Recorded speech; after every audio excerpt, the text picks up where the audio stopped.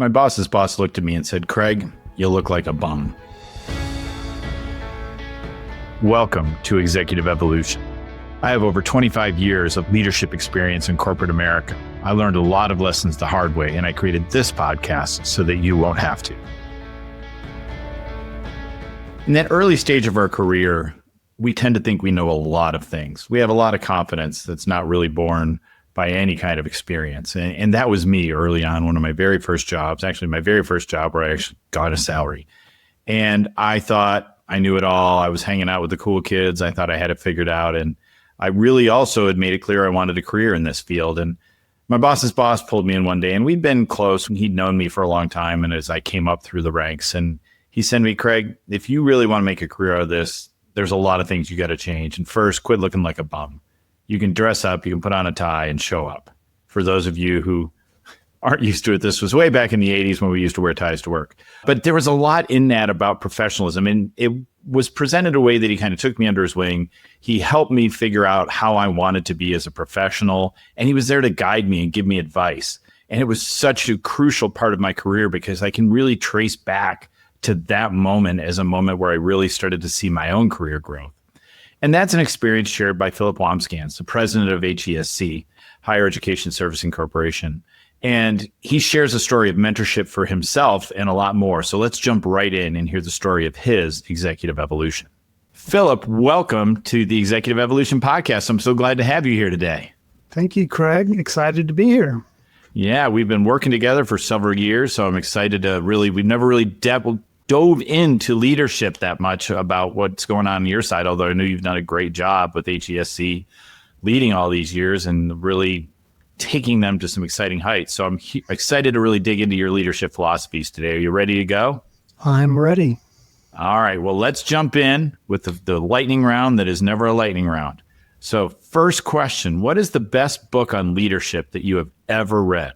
One that I recently read this summer that my daughter actually gave me was a book by the name of Management Waste. And it's a book written by a gentleman named Larry O'Donnell, and he was the president of Waste Management, and he was on the first episode of Undercover Boss. And the book is fascinating. It really, a lot of times those business books, it's just a lot of business tactics and whatever, but this one was really entertaining because it was full of stories and how he grew as a leader. And if you've ever watched Undercover Boss, those are such riveting, exciting episodes of how a boss puts himself in a position to serve and to empathize with his employees or her employees. And so the book talks a lot about that type of thing. And I found it really, really motivating and definitely would recommend it. Love it. Okay, cool. Question number 2. Who is your leadership crush? Are we including you or not? No, I'm set aside. Mine's just the obvious answer, Phillip. You really are, up there with me, Craig. I seriously do mean that. You are a great leader, and you're a great leader in my mind just simply because of your humility and what you've really helped us do as an organization over the last 5 or 6 years. Beyond you, though, one person that comes to mind is, this may kind of surprise you, but it's a pastor named Craig Groeschel out of Oklahoma. And he's the pastor of a church called Life Church. And I don't go to that church, so I'm not getting anything out of this. But he is an author. He's also very involved in a annual business summit called the Global Leadership Summit every year. And a lot of our leadership team will attend that either at a kind of in a person type setting or remotely. And we've had a lot of benefit out of his leadership here at our organization. He doesn't necessarily lead it, but he's sort of the spokesperson for the Global Leadership Summit. Fantastic. But he's an exciting leader in my mind because he's very visionary. He can think outside the box and very motivating, very positive. He's also very well built, which I'm not, but he makes me think I could do more than what I'm already doing. So he's definitely somebody that I look up to and have a leadership crush on. Yeah. It sounds like he's got a real presence to him, both physically and verbally in his way to kind of get people motivated. Love it. All right. Last question. How would you define leadership in 10 words or less? I absolutely hate these questions. So I did the thing you probably hate people do. I went into ChatGPT and asked ChatGPT, what is leadership in 10 words or less?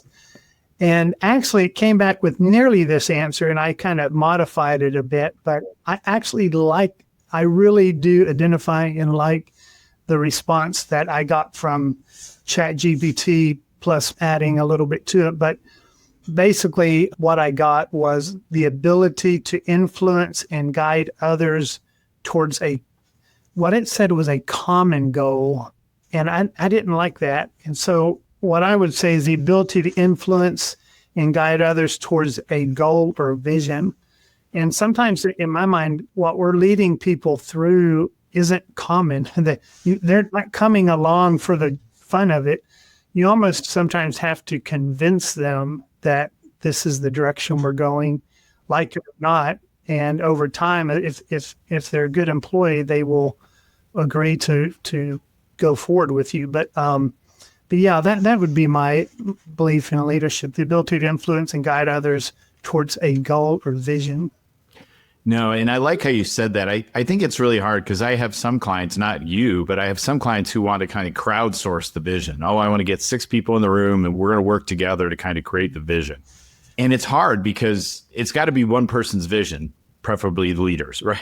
And maybe informed by their board, but it's really the leader's vision because you're the one who has to keep everybody focused on it. You're the one who has to kind of keep, banging the drum and showing the possibility of what can be done.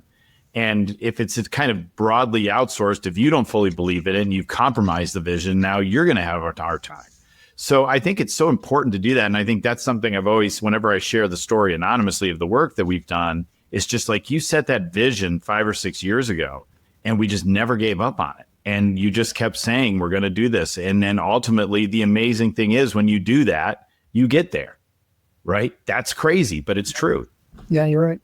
And sometimes you get there and you get there in a different way, or you get there and the result is bigger than you even could have envisioned it being in the beginning. And that's when it gets really exciting. And you step back years later and you look and you're like, oh my gosh, how did we get here? I mean, it really is a testament of setting a vision, getting your team to buy into it, and just sticking to it. And it's amazing what you can do as a team. Yeah. Once everybody knows kind of the goal, everybody else can just drive towards it, which I love. So let's kind of unwind leadership a bit. Let's go back, Phillip. What do you consider the first real leadership role that you had? Talking back in my career? Sure. Your career. I mean, I always talk about being band president in high school, which isn't the greatest example, but it works. But any timeline you want to pick. I'm glad you mentioned that because I hadn't even thought about that. But I remember in high school, maybe out of stupidity or whatever, I was willing to take a risk, even at like running for office, student council, vice president. I think just being willing to take a risk. And some of it was just my usefulness and not fearing, what might happen. But even in doing those things, it sort of taught you a little bit about being part of a team and leading in some small way a team. But actually going into early in my career, I worked at a bank as a kind of like a credit officer or credit specialist. And it was really my first real sort of professional job after college. And I failed miserably. I was terrible. I was young, naive, and just learned a lot. And then my next job after that was where I was an assistant manager of a bank branch. And I learned so much from that first job to that second job. I think it humbled me a lot, what I went through, how I left the other job, the other bank.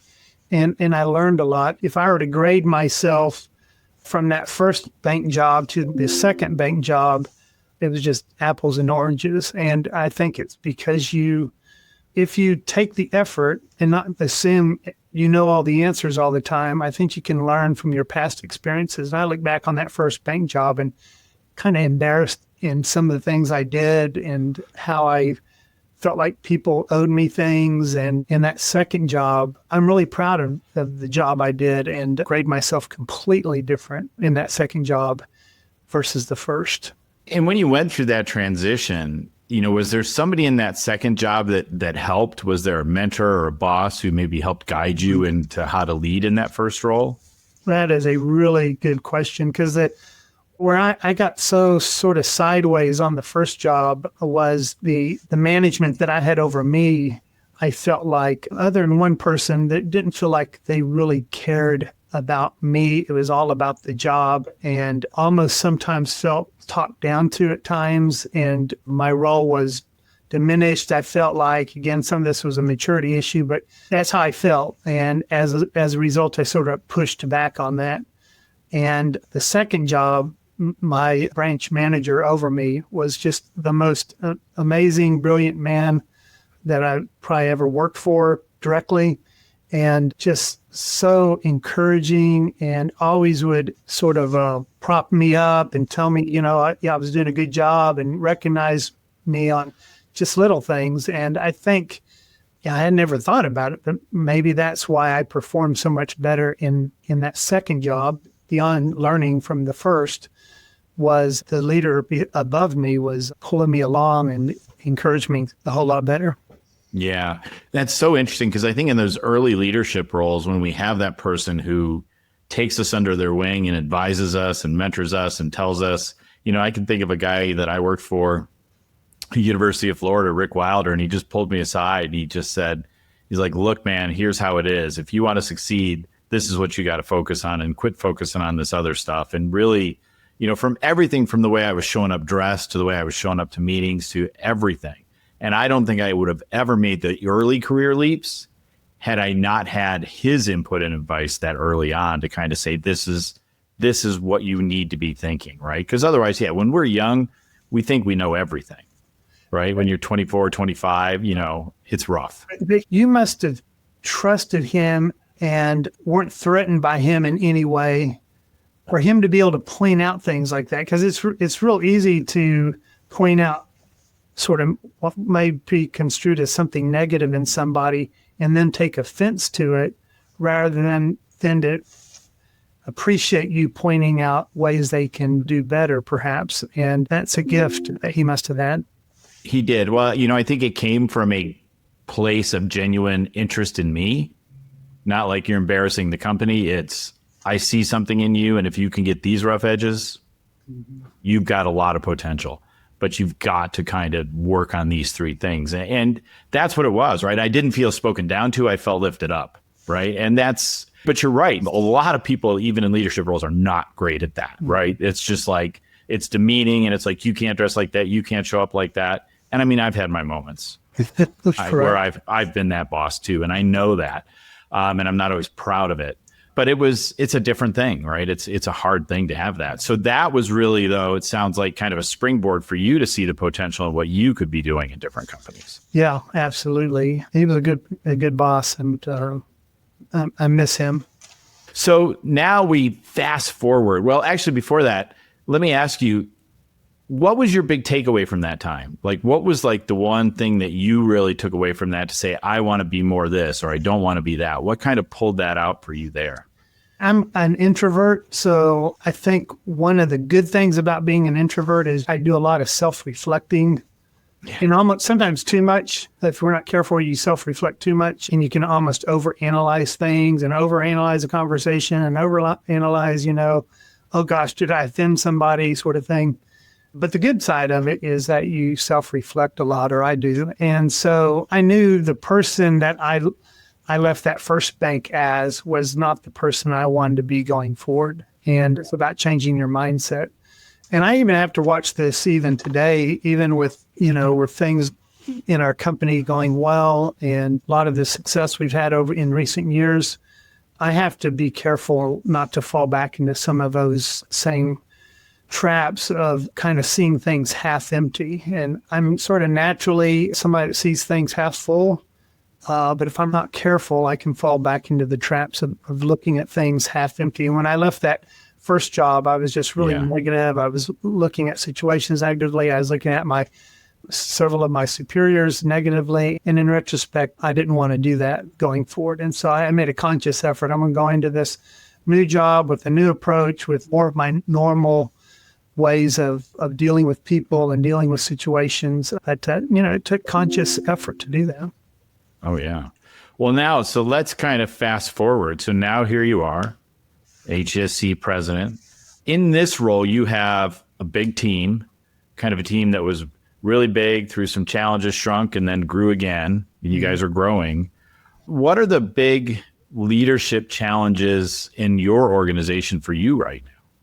Just off the top of my head, I think when you're growing, it's real easy to sort of lose connection with people. When you're smaller, it's more of a band of brothers and we're in this together.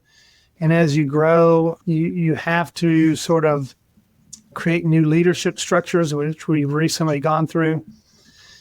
And so some of the folks that I used to spend lots of time with, I spend little time with. And so I have to be a lot more conscientious and conscious of the people around me, the time I'm able to spend with them. And one thing I've always struggled with a bit is focusing on my work and not focusing on interacting with the team. And the bigger you get, the harder that becomes even greater of an issue. And so I think for me, that's probably been one of the biggest challenges, is learning how to spend some type of quality time with my team, both at the leadership level, but even at the staff level. I hate to say it, but there have been times recently where I'm walking the halls and I cross somebody and I'm like, who is that?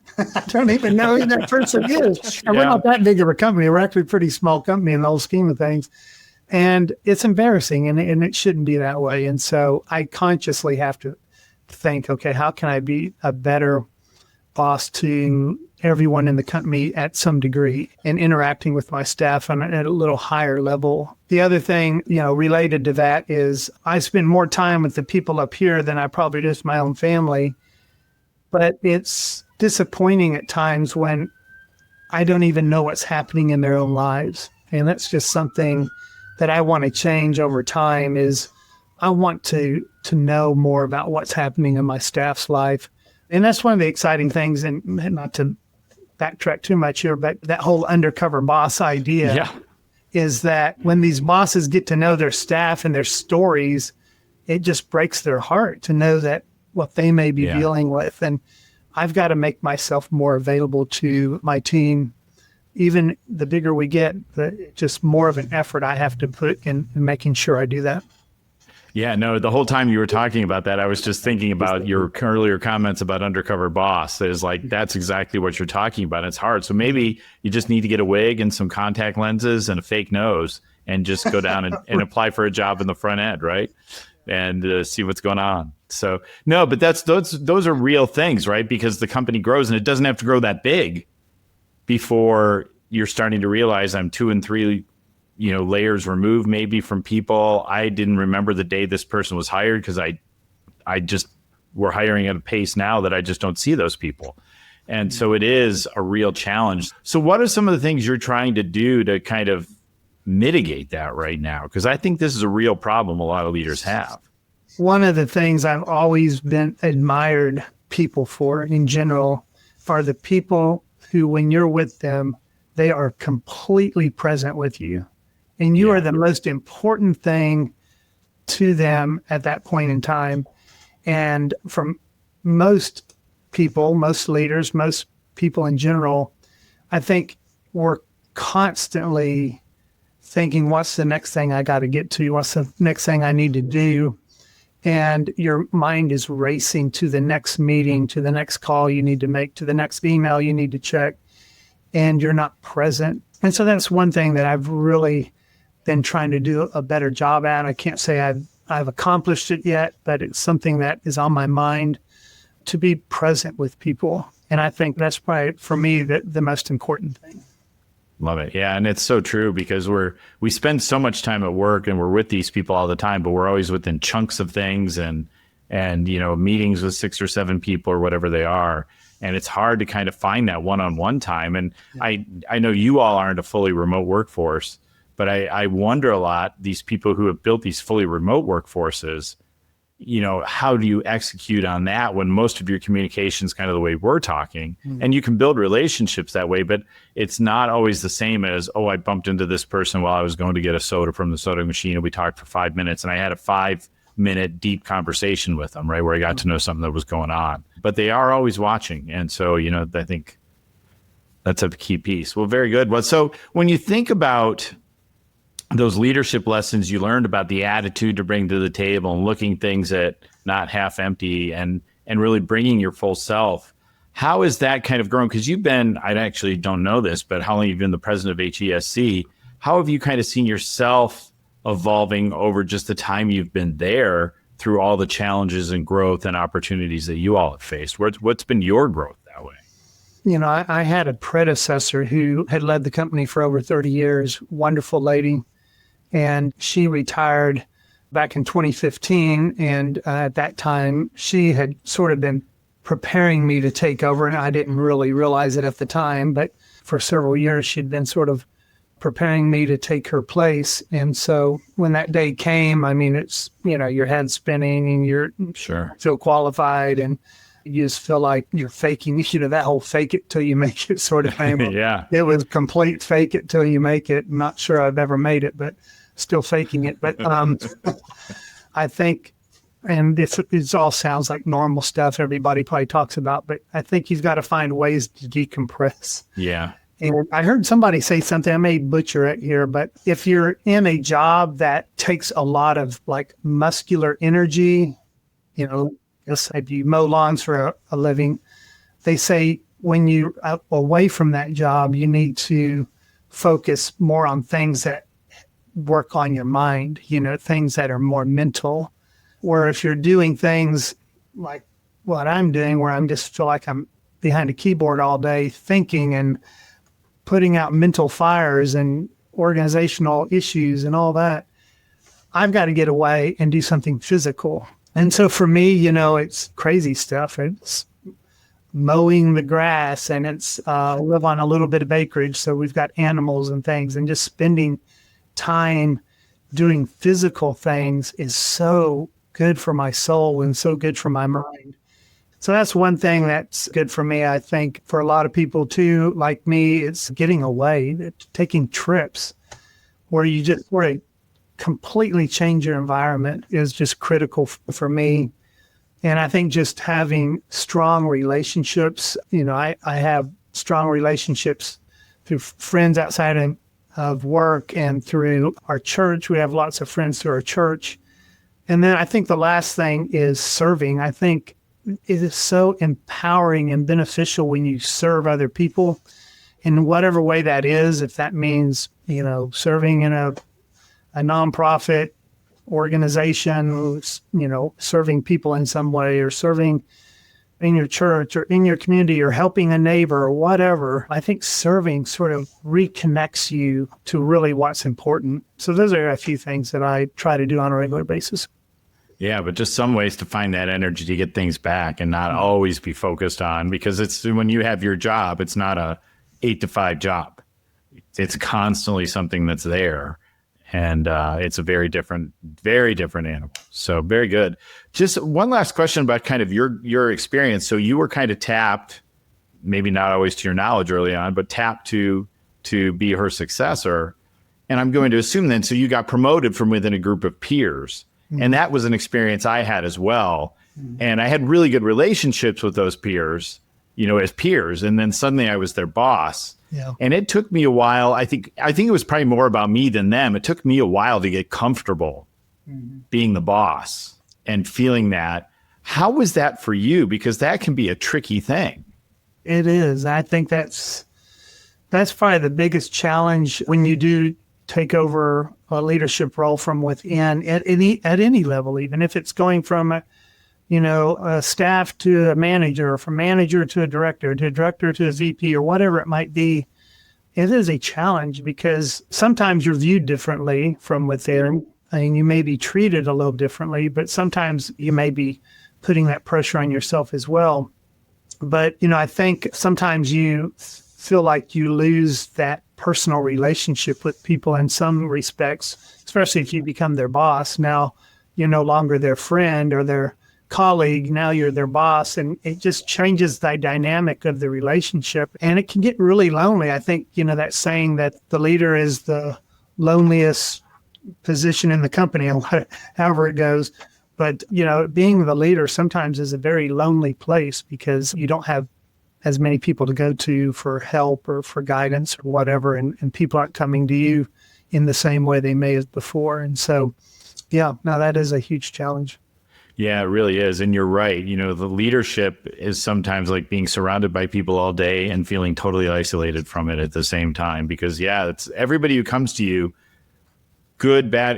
I don't think they come to you manipulatively, but everybody has an agenda, not in a bad way, but everybody does. Everybody around you is like, they're really trying to get Phillip to approve this or to approve that. And, with the best of intentions. And so it can be a really tricky thing. So Phillip, final question. I'm going to give you the chance to go back in time. Go back to Phillip in that early leadership role. What's the one piece of advice you would give him that would make it easier, make him better, make him a better leader? What's the one thing that if you could tap him on the shoulder, you'd share? Two things. One, to be a better communicator and not just hear things, take things, and assume the worst of what the interaction was. And so communicate back and with people, with your people who are over you, under you, be a better communicator. And again, don't take things so personal as though it was a personal offense. And I often have to remind myself of this when somebody says something and I bristle up internally. And I step back and I think they probably didn't even mean it the way I'm taking it. They're just reacting, or they just said something and they don't even mean it the way I'm taking it. And so social media is the perfect example of this, where on social media, just so much is being said. But if you were to actually talk to that person about whatever the topic is, there's so much more relatable and understanding. You can empathize with people when you have a conversation, but when you just simply take what is posted or a snippet of what's posted, you jump to a conclusion, and I think obviously that's part of what our culture is struggling with right now, and this sort of polarization of things. And I think communication is the key. If we can sit down and talk to people, open up, not take things quite so personal, I think it make our job as leaders a lot better, but also make the environment a lot better that we're working in. Excellent. Awesome. Well, Phillip, if people want to connect, if people want to learn more about the work you all are doing at HESC, where are the best ways for them to find you, follow you, and learn more? Yeah, so Higher Education Servicing Corporation, we're a nonprofit student loan lender, servicer, and secondary market. We have 4 other sister companies that we manage and administer as well, all involved in higher education in some way. And so I won't give you all of our websites, but our 2 primary websites that you could learn a little bit more about our organizations is hescloans.com, and our secondary market, North Texas Higher Education Authority, is nthea.com. And feel free to connect with me on LinkedIn, Phillip Wambsganss on LinkedIn, and I'd be glad to connect with you there as well. Excellent. And we will drop links for all those in the show notes. Phillip, thank you for coming on and sharing the story of your executive evolution. I appreciate it. You're welcome. Thank you, Craig, for having me. Thanks, Phillip, for being part of the show. As always, I like to kind of wrap up the key points and themes and break them down into the areas of competence, confidence, and calm. In the area of competence, he talked about how one of his realizations as the organization has grown is really taking the time to connect in with people all across the organization. It's so easy to lose track, and we have to be very careful with our time when we're in a leadership role. But that opportunity to go out and connect with people on the floor or in the call center or anywhere else, sitting at their desks in accounting or finance, all those areas, we want to make sure we build those opportunities to connect. And that's absolutely a sign of leadership competence. In the area of confidence, what we talked about is stepping into leadership. Phillip stepped into a leadership role when he was elevated from within his peer group to be the president. And that's a really difficult time. That happened to me at one point in my career as well.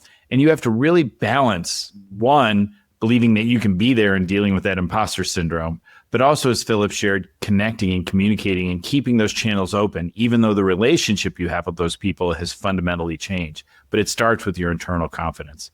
And then finally, in the area of calm, I really appreciated what Phillip talked about what he does outside of work to kind of balance out his life and to kind of give him some, as he said, ways to kind of exert physically because he is so busy mentally at work, but also in service to others and all the rewards that gives him, because it's a great counter to the stress of day-to-day leadership that we all face.